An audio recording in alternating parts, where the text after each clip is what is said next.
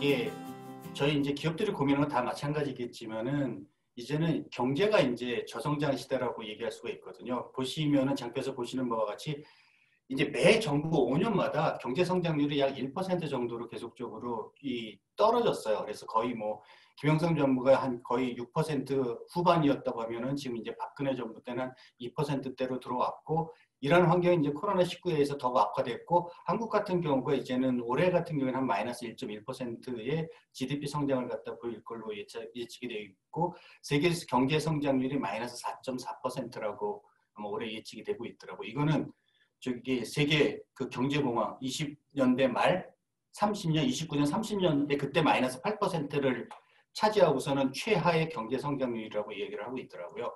그래서 굉장히 이제는 저성장 시대에 돌입했고, 이런 부분들에서 기업들이 살아나기가 상당히 쉽지 않다는 고민이 이제 들어가고 있습니다.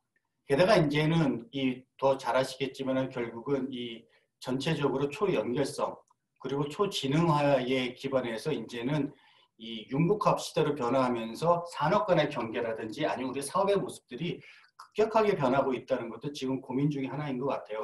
그러기 때문에 모든 기업들이 지금은 새로운 먹거리를 갖다 찾기 위해서 노력하고 있고, 이것을 갖다 어떻게 성공시키냐 하는 부분에 대해서 계속적으로 고민을 하고 있기 때문에, 그래서 요즘 이 부각을 받고 관심을 받는 지역이 사실은 그 혁신의 메카라고 얘기가 되는 실리콘밸리라고 저는 생각을 하고 있습니다. 근데 이렇게 결국은 저성장 시대이고, 그 다음에 이제 굉장히 환경이 빠르게 변하고 있지만은, 그렇기 때문에 이제 기업들의 흥망성쇠도 굉장히 빨라진다고 이제는 얘기될 수 있을 것 같아요. 제가 예전에 한번 그 글로벌 포춘 500 기업들이 어떻게 이제 변화하는가를 봤더니, 아마 최근에 제가 한 5년 전에 봤으니까 1995년도에 포춘 500 기업 중에서 2005년도에도 포춘 500 기업을 갖고 있는 기업들이 그중에 40% 목록에서 사라졌어요. 60%만 남았고요. 2015년도에 다시 보니까 그 남아있는 그 60% 기업 중에 30% 또 사라졌어요. 약 42%만 한 20년까지도 살아남는다는 거죠. 그러니까 이게 계속적으로 어떻게 되면은 그 기업의 그 포지션을 갖다 유지하는 게 상당히 쉽지 않다라고 말씀드릴 수가 있을 것 같고, 그 왼쪽에 이제 보시게 되면은 포브스지가 1917년도에 창간이 되고 2017년도에 이제 100주년을 맞이해가지고 얘네들이 조사했던 게 뭐였냐면은 1917년도에 미국 기업에 있어서 마켓캡이 50대 기업들 중에서 지금까지 마켓캡 50대 기업으로 남아있는 기업이 뭐가 있느냐를 갖다가 한번 살펴본 적이 있습니다. 그때 보시게 되면은 1917년도에 마켓캡 기업 중에서 67년도까지 살아남은 기업들이 옆에 보시는 15개 기업입니다. 그리고 이 기업들 중에서 2017년 100년 동안 마켓캡을 50위 내에 들어갔던 기업이 AT&T하고 GE 2개 기업뿐이 안 됐었어요. 근데 이게 2017년도까지는 GE가 마켓캡 50위 내에 들었었는데 올해는 이제 50위 밖으로 빠졌거든요. 그러니까 이제 마켓캡을 갖다 100년 이상 유지하고 있는 기업이 사실은 AT&T뿐이 없게 되는 지금 상황에서는 그런 이제 모습들을 갖다 보이고 있습니다. 그러니까 진짜 100년 기업이라는 거는 진짜 어려운 거죠, 사실은.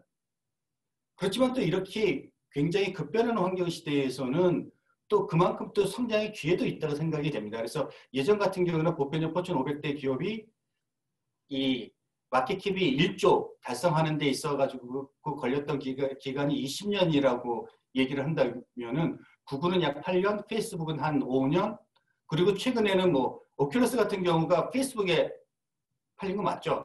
페이스북에 팔릴 때 제가 얼추 한 2빌리언이라고 들었던 것 같은데 약 2조 정도에 팔린 거거든요. 그러니까 1, 2년 만에 이제는 이제 2빌리언 기업들이 나타나는 것이 굉장히 당연하다기보다 그런 것들이 굉장히 많아진 거죠. 그렇기 때문에 이제 뭐 한국 기업들도 마찬가지고 모든 기업들이 고민하는 게 어떻게 하면 영속적으로 고민을 이 기업을 갖다가 유지할 수 있고, 새로운 기업, 특히 조단위의 기업들, 미국으로 하면 10빌, 그러니까 1빌리언의 이 기업들을 갖다가 10억 달러의 사업들을 갖다가 어떻게 하면은 키울 수 있느냐 하는 부분에 대한 고민이 많아지고, HR 관점에서도 그런 부분에 대해서 어떻게 하면은 이걸 지원할 수 있느냐 하는 부분에 대한 고민들이 계속적으로 커지고 있습니다. 근데 이런 부분들이 사실은 쉽지는 않은 것 같다는 생각이 좀 들기는 합니다. 그래서 이제 그 HR 관련돼 가지고 좀 고민하는 것 중에서 몇 가지 이제를 갖다가 보는데 일하는 방식에 변화해 가지고 한 세 가지를 갖다가 한번 말씀드리려고 생각을 하고 있어요. 그러니까 하나가 애자일 조직이고 하나가 재택근무이고 하나가 이제 디지털 트랜스포메이션인데 하나씩에 대해서 간략하게 말씀을 드리고자 합니다. 요즘 애질리티에 대한 필요성이 굉장히 부각이 되고 있죠. 그래서 이게 애자일이 왜 필요하냐 하는 쪽에 얘기를 갖다 많이 했을 때 언제는 예측이라는 게 불가능하다는 거죠. 그러니까 불확실성이나 복잡성이 너무 커지기 때문에 예측한 대로 움직이는 경우들이 거의 없다는 부분들이고, 그다음에는 그렇기 때문에 고객에게 대응이라든지 이런 부분에 대해서도 굉장히 스피드가 빨라져야 되는 그런 부분들이 있고, 이제는 뭐 아까 얘기했던 것처럼 초 스피드에서 이제는 이 융복합이라는 부분들이 굉장히 중요해지기 때문에 이런 부분에 대해서도 굉장히 유연하게 대응하고, 이제는 경쟁사, 산업 간 경계 이런 것들이 이제 없어지기 때문에 이런 부분에 굉장히 유연하게 대응하는 것들이 필요하다고 얘기를 합니다. 근데 그래서 이제 그 요즘 얘기하는 애자일 조직이라고 얘기를 하는데, 사실 애자일 조직에서 ING 사례를 갖다 이렇게 보시게 되면은 용어들이 다 낯설죠. 트라이브, 챕터, 스쿼드 이런 부분들로 다 이제 얘기를 갖다가 하고 있는데, 사실은 우리 용어로 따져보게 되면은 트라이브는 기능 조직 또는 사업부 조직이거든요. 그리고 스쿼드 조직이라는 거는 말 그대로 여기는 이쪽은 팀 조직이거든. 무슨 팀인데 직접적으로 뭐 영업팀이 됐다 아니면 고객의 대응을 직접 하는 팀이고, 챕터 조직이라는 것은 기능식 조직인 것 같아요. 기능식 조직으로 움직여가지고 이 기능과 그다음에 고객 대응이라든지 직접적인 팀들이 서로 크로스 펑셔널하게 움직여가지고 빨리 대응하도록 만들고자 한다는 그런 조직으로 움직이는 모습들이 보이고 있습니다. 그래서 이제 뭐 애자일 조직의 특징이라는 것은 뭐 단팀 조직에서 책임지고 완결적으로 대응하기 때문에 고객가치 제고 관련한 여러 기능 분야 다양한 구성원들이 조직에 참여를 하고 있고, 뭐 주어진 목표 달성을 위해서 스스로 움직이고 고객과 가장 가까운 곳에 혁신의 책임을 맡기고, 목표가 달성되면 팀은 해체되고 새로운 고객가치 제고를 위한 팀들이 만들어진다고 얘기를 갖다가 하고 있습니다. 근데 뭐 이게 애자일 조직 유형이라고 했는데, 이게 이제 어디냐면은 그 보쉬라는 조직이 사용하고 있는 애자일 조직인데, 스피드보트 조직이라고 하는 거는 말 그대로 이거는 새로운 사업이거든요. 그러니까 뉴 비즈니스 같은 게 너 한번 해봐. 하면은 대박, 실패하면 그만, 다른 일 해. 하는 게 이제 스피드 조직인 거고, 그 다음에 이제 셀 조직이라고 하는 거는 소규모 그냥 사업 조직이에요. 그러니까 LG로 얘기하면은 생건이라고 하는 쪽이 야 치약에서 브랜드 하나 너 맡아. 너는 여기 페리오 조직, 여기는 저 주경 조직 뭐 이런 식으로 해가지고 전체적으로 책임지고 해봐. 여기는 이제 이 공구들이 있으니까 이 공구들을 갖다 세부적으로 나눠가지고 이제 그 소단위 사업 책임 조직을 마치고, 교차 기능 조직이라면 여기는 이제 B2B 조직들이 있기 때문에 이게 이제 고객들이 원하는 뭐 물건을 갖다 만들기 위해서 프로젝트를 갖다 형성해서 유기적 협력을 통해 가지고 결국 프로젝트가 A가 있으면 여기 책임자가 있으면은 영업, 개발, 생산, 소프트웨어 또는 그 말 그대로 이제 뭐 물류까지 전체적인 팀이 돼가지고 빨리 대응하는 그런 부분들이 지금의 이제 애자일 조직 유형의 이제 예가 되고 있습니다. 근데 제가 보면은 한국 기업들보다 이게 중국 기업들 같은 경우에는 굉장히 그 하웨이라든지 작년에 하웨이 협력 조직들을 가보니까 교체 기능 조직, 이게 프로젝트 팀들이 굉장히 잘 운영이 되고 있더라고요. 근데 이게 왜 그렇게 잘 운영되나 봤더니 하웨이가 그걸 IBM한테 10년 동안 컨설팅 내고선 배웠다고 하더라고요. 그리고선 다 그 자기의 이제 그 협력사들한테 이런 식으로 일을 해주세요라고 그걸 갖다 전파를 해가지고 그게 굉장히 잘 움직이고 있는 그런 모습들로 나타나고 있었는데, 이게 우리가 얘기하는 애자일 접근법들이 사실은 뭐 새로운 개념들은 아니고, LG도 이제 뭐 테어다운 앤 리디자인이라고 해서 TDR 조직이라고 해가지고 그냥 프로젝트 생겨 모였다가 그거 끝내면 해체되는 그런 TDR 조직도 운영이 됐고, 그다음에 프로젝트 매니저라고 해가지고 B2B 조직에서도 이게 해야 되는데, 이게 하다 보니까 이제 가장 큰 문제는 이게 조직 구조 변화라는 게 이제 고객 가치를 갖다 최우선으로 고려해야 되는데, 우리는 조직을 먼저 바꾸고 그다음에 무엇을 할까 결정하는 경우들도 LG도 분명히 있었고 계속 그런 부분들이 나타났던 것 같아요. 또 한 가지 지금 애자일 접근법을 갖다 활용을 하려고 하다 보니까 이게 되게 관리의 복잡성이 커져요. 그럼 누군가 제대로 관리를 해줘야 되는데 그냥 조직만 만들어 놓고 아니 너 책임자라고 만들어 놓고 관리가 제대로 안 되는 경우들이 굉장히 많아요. 그리고 또 한 가지는 여기에 보상이라든지 이런 부분들도 다 이제 팀 중심으로 바뀌어야 되는데, 에제 팀 중심으로 바뀌어져야 되는데, 아직도 한국 기업들은 대부분 기능 중심의 조직으로 평가나 보상이 이루어지고 있는 경우들이 종종 나타납니다. 그리고 이거는 또 이 에자일 접근법이 효과적으로 운영되기 위해서는 리더와 구성원들의 역량과 경험이 굉장히 축적이 돼야 되고, 에자일 조직에서 이렇게 보다 보면은 굉장히 갈등들이 많이 일어난대요. 그러니까 어떤 경우냐면은 기능 조직하고 에자일 조직 간에 서로 이해관계가 상충되는 경우들이 많기 때문에 그런 이해관계를 갖다 어떻게 잘 활용하고 관리를 해야 되느냐가 굉장히 중요한 부분들인데, 이런 부분들 이런 부분들에 대한 고민 없이 에자일 조직을 일단 만들어 놓게 되면은 상당히 그런 역량이나 관리 역량들이 모자란 상황에서 하게 되면 그 부분이 상당히 제대로 운영되지 않는 부분들이 많은 것 같습니다. 또 한 가지는 재택근무인데, 사실은 한국에서 요즘 이제 코로나 되면서 좀 고민되고 있는 게 앞으로 이제 재택근무가 더 활성화될 것이라는 게 나오죠. LG도 사실 재택근무에 대해서 고민해 본 적이 거의 없어요. 그러니까 아주 마이너한 부분에서 재택근무를 해본 적이 있지만은 재택근무라고 했던 것을 갖다 한 번도 고민해 본 적이 없었죠. 그래서 사실 이게 좋으냐 나쁘냐 하는 부분에 대해서는 잘 모르겠지만 저는 재택근무에 대해서 그렇게 뭐 그게 바람직하다고 생각해 본 적은 별로 없었던 것 같아요. 그래서 그걸 갖다 이제 생각했던 게 이제 뭐 2013년에 그 야후의 CEO인 메이어 같은 경우, 메이어가 이제 우리 재택근무 다 그만둔다라고 얘기를 했었고, 그다음에 이제 그 누구예요? 그 유명했던 스티브 잡스도 야, 이게 창의성이라는 거는 사람이 만나서 얼굴을 봐야지만 이게 창의성이 발휘되는 거지. 그렇지 않고서 무슨 뭐 온라인이라든지 아니면 이런 걸로서는 도저히 창의성이 제대로 발현되지 않는다. 그래서 이 사람이 이제 애플파크 만들었을 때는 이 화장실을 갖다 이제 한쪽 면에만 만들어 가지고 사람들이 화장실 가면서도 만날 수 있도록 하겠다고 주장을 했었는데, 나중에는 이제 그것까지는 했지만 그만큼 이제 대면의 중심을 갖다 굉장히 줬던 모습들이 있는데, 이제는 코로나 시대 이후에는 재택근무가 굉장히 보편화된 것 같습니다.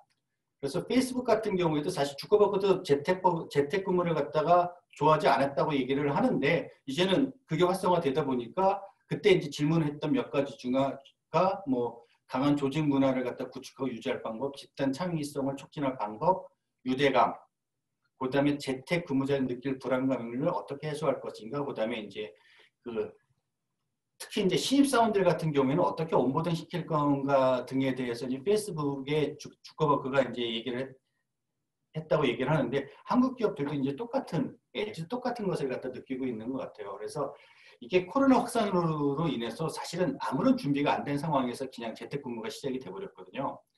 그래서 이제 그런데도 나름대로 지금까지는 뭐 긍정적인 인식은 좀 있었던 것 같아요. 그래서 이게 아까 말씀드린 데처럼 뭐 디지털 협업, 소통 툴, 업무 수행 기준, 성과 근태 관리 가이드 등의 준비는 전혀 이루어지지 채로 이루어졌고, 그렇지만은 뭐 하여튼 리더들이 명확한 업무 배분 및 지시를 한 경우는 생산성에 긍정적 효과를 갖다가 했다고 합니다. 그렇지만은 이제 이게 이제 제일 어려운 것들은 저희는 보안의 문제가 있기 때문에 R&D는 재택근무할 수가 없다라고 지금 생각들을 갖다 굉장히 하고 있거든요.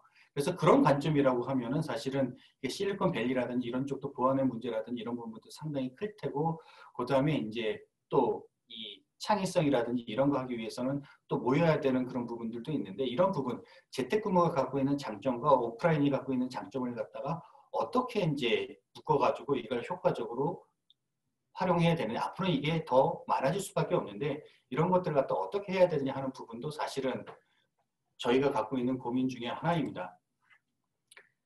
디지털 이제 트랜스포메이션이라고 이제 얘기를 하는데, 사실은 DX라고 하는 얘기가 말은 많은데 사실은 어떻게 정의되어 있느냐 하는 부분에 대해서는 정의가 명확하지 않은 것 같아요. 특히 이제 HR 관점에서는 최근까지는 이제 일하는 문화라든지 아니면은 HR 어나리틱스 해가지고 모든 정보를 갖다가 제대로 이제는 디지털을 활용해가지고 의사결정을 갖다 지원하겠다고 얘기했지만은, 제가 볼 때는 이건 제 기준입니다. 야, 우리가 관리해야 될 HR 정보가 도대체 뭐지? 이걸 통해서 어떤 의사결정을 할 수 있지? 하는 부분에 대해서는 아직 명확하지 않고, 그런 정보를 갖다가 우리가 직접 모을 수 있는 거야? 하는 부분도 쉽지 않은 것 같아요. 그러니까 한번 있는 정보들을 갖다가 이거 하다 보면은 사실은 얘기지만 우리는 아직까지도 기본 정보, 특히 이제 글로벌 정보라든지 글로벌과 관련된 인력이라든지 아니면 보상이라든지 이런 거 급여라든지 이런 부분도 인력이 우두한데 그걸 뽑는데도 아직까지는 디지털 기술을 갖다 100% 활용을 갖다 못하고 있거든요. 그러니까 일단 기본부터 하는 것이 저희는 좀 중요하다는 생각들이 있는데 이거 외에 사업적인 관점에서 가장 요즘 이제 이슈가 되고 있는 것들이 스마트 팩토리인 것 같거든요. 그러니까 스마트 팩토리라고 얘기하는 것들이 결국은 말 그대로 이제는 이게 효율성이 아니라 하여튼 전체적으로 이거를 갖다가 보다 보게 되면은 말 그대로 좀 능동적 그리고 이제 커스터마이제이션 돼 있을 정도로 이제 잘 움직여줘야 된다라고 해서 뭐 예를 많이 들고 있는 게 이제 자동차 같은 경우에서도 이게는 굉장히 이제 그 기술들을 활용해가지고 고객이 원하는 모델, 색깔 이런 것들을 갖다가 굉장히 빠르게 변화시켜가지고 만드는 것들이 이제는 그런 것들 효율성을 떨어뜨리지 않고 생산성을 떨어뜨리지 않고 이제 움직이는 것이 이제 좀 더 경쟁력을 가지게 될 것이라고 이제 얘기를 하고 있습니다. 근데 실질적으로 그렇게 얘기를 하고 있지만은 진짜 그렇게 해가지고 효과를 본 기업들이 있느냐 하는 부분에 대해서는 글로벌 관점에서 이제 맥킨지가 조사한 내용 중에서도 이게 성과를 개선한 기업이 한 5분의 1 정도도 안 되는 그런 부분들도 나타나고 있고 LG가 갖고 있는 국내 기업들이 갖고 있는 가장 큰 문제점은 그건 것 같아요. 제조 등의 분야에서 DX 경쟁력의 혁신적 개선 없이는 중국 업체를 갖다가 이기기가 상당히 쉽지는 않거든요. 지금 문제는 뭐냐면 인건비 같은 경우에는 제가 볼 때는 중국하고 우리하고 거의 한 5배 차이는 나는 것 같아요. 중국 기업들하고. 매출에서 차지하는 비율이 중국은 한 뭐 2, 3%, 2%, 한국 기업은 대부분 10% 넘는 데가 대부분이거든요. 제조업체들이. 그래서 그런 부분들을 갖다가 어떻게 해야 되느냐. 그러니까 결국은 만약 그렇게 되면 PC가 이제는 뭐 다 중국 레노버로 넘어가는 것처럼 이제는 인건비 경쟁을 효율성과 인건비 경쟁을 하는 산업은 이룰 수가 없기 때문에 그런 부분에서 우리는 어떤 식으로 좀 대응을 해야 되느냐 하는 부분들이 계속적으로 고민이고 그걸 하기 위해서는 어떤 인재를 갖다 확보해야 되느냐 하는 부분들이 이제 고민인 것 같습니다.